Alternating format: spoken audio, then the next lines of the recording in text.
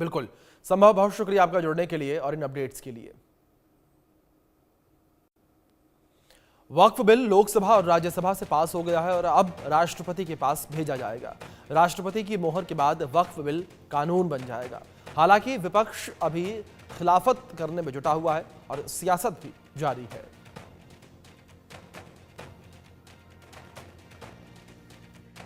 सुबह के 3 बजे तक हम लोग थे लोकसभा में, 12 बजे शुरू हुआ।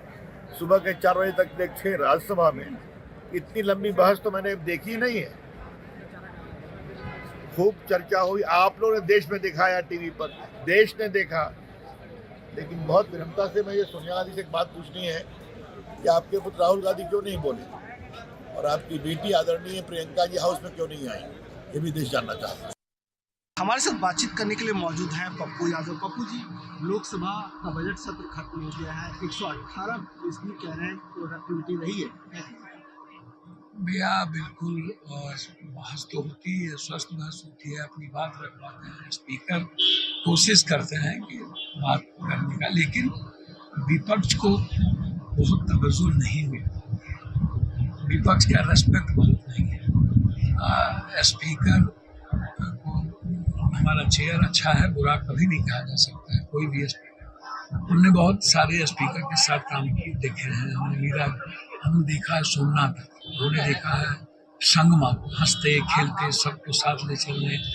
वही परिस्थिति वर्तमान स्पीकर की भी रहती है, लेकिन कभी कभी विपक्ष को जिस तरीके से अवॉइड किया जाता है तो वो स्वस्थ लोकतंत्र नहीं है।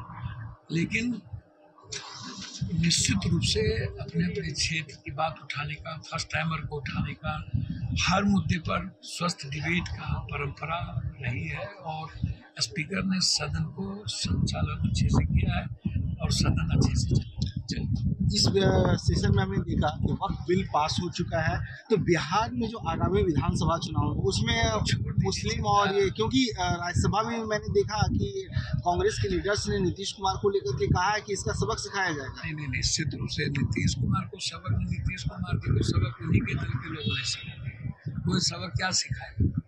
एक व्यक्ति का सेकुलर कैरेक्टर को जिस तरीके से इन लोगों ने बीजेपी मय कर दिया, दूध मिश्री की तरह बीजेपी हो गया, जो पिछड़ा विरोधी भी है। लगभग ईबीसी लीडर को वहाँ छोड़ दीजिए, इनके पास जो लीडर है वो पिछड़ा विरोधी भी है, दलित विरोधी भी है, संविधान विरोधी भी है, आरक्षण विरोधी भी है, जाति जनगणना विरोधी भी है। तो लगभग जदयू का जो ईबीसी कैरेक्टर है नीतीश कुमार जी को लेके, सेकुलर कैरेक्टर, उनको इन लोगों के नेताओं ने बीजेपी के साथ मिलकर खत्म। तो इसका असर जो है सो चुनाव में पड़ेगा। निश्चित नीतीश कुमार जी पर तो पड़ गया। बीजेपी यही चाहती थी कि नीतीश कुमार फिनिश्ड हो और चंद्रबाबू नायडू। धन्यवाद। मनोहर केसरी, इंडिया न्यूज़।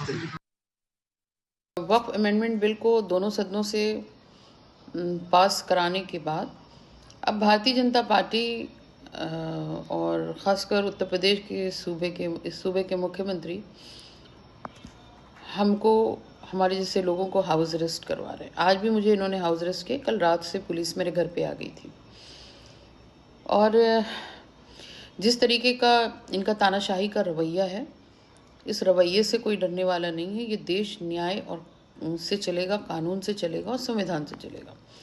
इसके लिए आए हम इस बिल के खिलाफ। वक्फ बिल में 44 अमेंडमेंट के साथ वक्फ संशोधन बिल लोकसभा के बाद राज्यसभा से भी कल देर रात पास हो गया। अब इसे राष्ट्रपति के पास भेजा जाएगा और वहां से वो मोहर और साइन लगने के बाद कानून की शक्ल ले लेगा। देश भर में उसे लागू करा दिया जाएगा। मुस्लिम धर्मगुरु इस पर क्या सोचते हैं? चूंकि शुरू से ही All India Muslim Personal Law Board और तमाम अपोजिशन की पॉलिटिकल पार्टीज इसका विरोध करती रही हैं। मौलाना सूफियान निज़ामी हमारे साथ हैं। हजरत, अब तो सिर्फ औपचारिकता बची है, क्या कहना है, क्या यहाँ से चीज़ें दिखती हैं?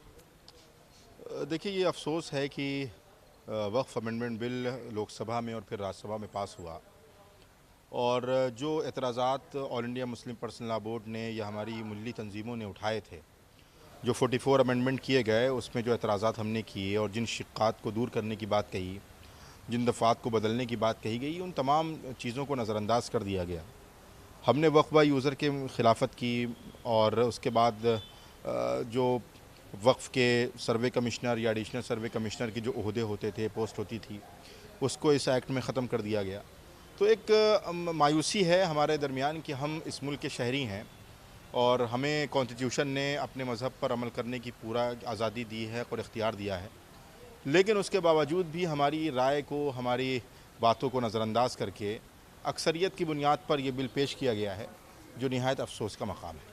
हालांकि अब भी all India Muslim Personal Law board की तरफ से और कांग्रेस और तमाम दूसरी पॉलिटिकल पार्टीज़ की तरफ से बात कही जा रही है कि हम अगर ये कानून बन जाता है तो हम इसको सुप्रीम कोर्ट में चैलेंज करेंगे। आपको लगता है सुप्रीम कोर्ट में चीज़ें क्या दिखती हैं आपको अगर ये सुप्रीम कोर्ट तक जाता है मामला? तो नहीं, सुप्रीम कोर्ट से हमें उम्मीद है। हमारी मिली तंजीमें इस बात की कोशिश कर रही हैं कि सुप्रीम कोर्ट में हम जाएं और सुप्रीम कोर्ट में जो इसके कानूनी पहलू हैं उस पर गुफ्तगू करके उस अपने एतराज़ात को दर्ज कराएं, और हमें इंशाअल्लाह उम्मीद है कि सुप्रीम कोर्ट हमारी बात को न सिर्फ सुनेगा। वक्फ संशोधन बिल के